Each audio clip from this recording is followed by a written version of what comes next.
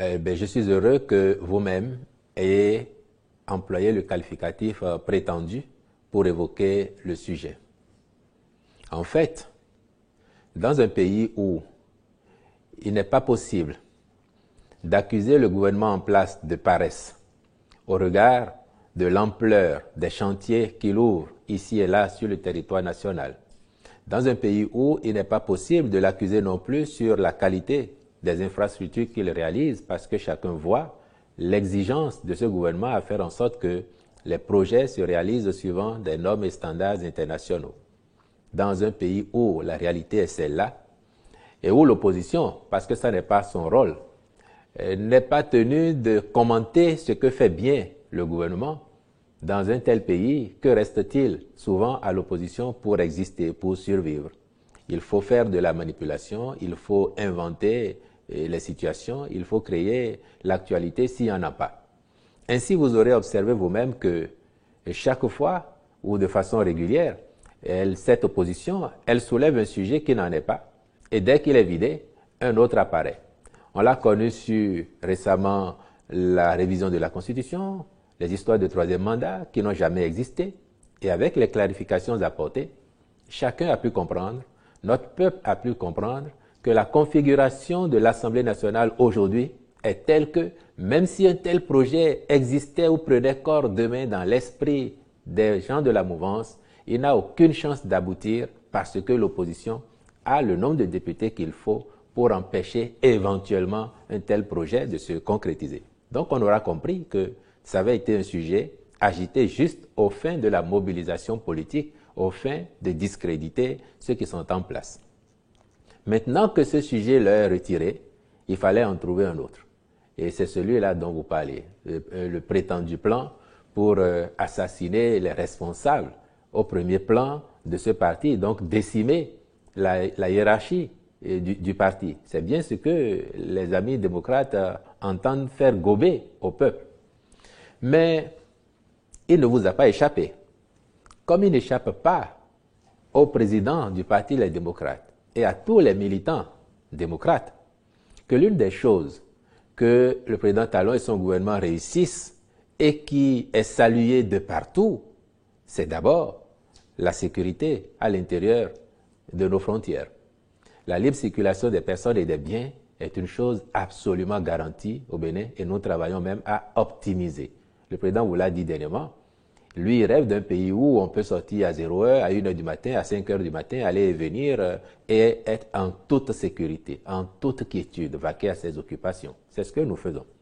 À telle enseigne que le président du parti Les Démocrates, qui hier, pendant qu'il était aux affaires, par peur ou par dégradation des routes, pouvait quitter Kadjeou pour échanger Godomé en hélicoptère, Cotonou pour Tori en hélicoptère, faire le tour du pays en hélicoptère. Aujourd'hui, il roule sur les voies du Bénin en toute liberté, en toute quiétude, et vous le voyez aller ici ou là à la recherche de vitamine D pourtant. Et rien ne lui arrive. Et subitement, il découvre qu'il y aurait un plan pour l'assassiner ou pour assassiner les responsables de ce parti. Je suis convaincu que si mon ami Guizot, qui est le signataire de ce communiqué, avait pris le temps de se souvenir des pratiques populistes que l'on a connues sous l'ancien président, il aurait hésité à poser sa signature sur ce communiqué. Parce que, et vous ne devez pas l'oublier non plus, au début de son magistère à la tête de ce pays en 2006-2007, il vous souviendra que le même président du parti Les Démocrates aujourd'hui avait inventé une tentative d'assassinat sur sa personne, alors même qu'il était dans les collines, dans les encablures de Savès, dans ses pérégrinations de l'époque, et ayant découvert, du fait de l'insécurité qui sévissait, ayant découvert des troncs d'arbres sur la route, on nous a vendu qu'il y avait un plan pour l'assassiner parce qu'il luttait contre la corruption. Or, chacun a pu voir comment la corruption s'est développée, émancipée sous son règne à l'époque.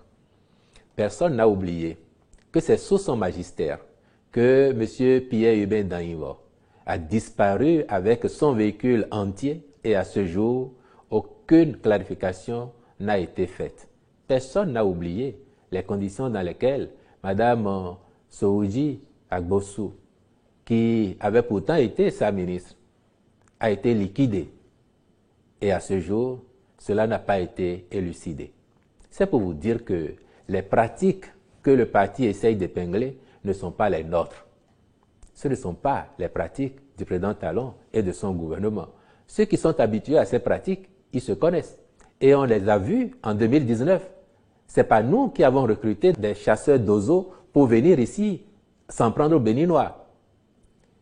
Vous n'avez pas oublié non plus ceux qui, au plus fort de leur gloire, nous promettaient de faire descendre leurs militants pour venir affronter les Béninois dans les rues de Cotonou, donc opposer les Béninois les uns aux autres. Somme toute, c'est pour vous dire que ces pratiques que le parti espère épingler, il devrait chercher plutôt ceux qui en sont habitués dans ses propres rangs, autour de lui, plutôt qu'au niveau de ce gouvernement qui a beaucoup mieux à faire que de s'occuper de suivre les responsables d'un parti d'opposition dans leur vie au quotidien pour les embêter ou quoi. Les problèmes des Béninois, les problèmes du Bénin nous sont autrement plus importants pour que l'on passe le temps, que l'on perde le temps à ourdir des plans de cette nature-là.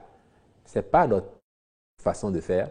Et nous, ce qui nous préoccupe, c'est comment nous améliorons les conditions de vie des Béninoises et des Béninois. Même si l'action que nous menons, la rigueur qui va avec, fait que parfois il y a des incompréhensions, parce que c'est difficile pour tout le monde. Mais alors je pense qu'il faut arrêter la comédie à ce niveau, la théâtralisation, et c'est toutes choses dans lesquelles vous ne voyez pas le président Talon et vous ne voyez pas son gouvernement.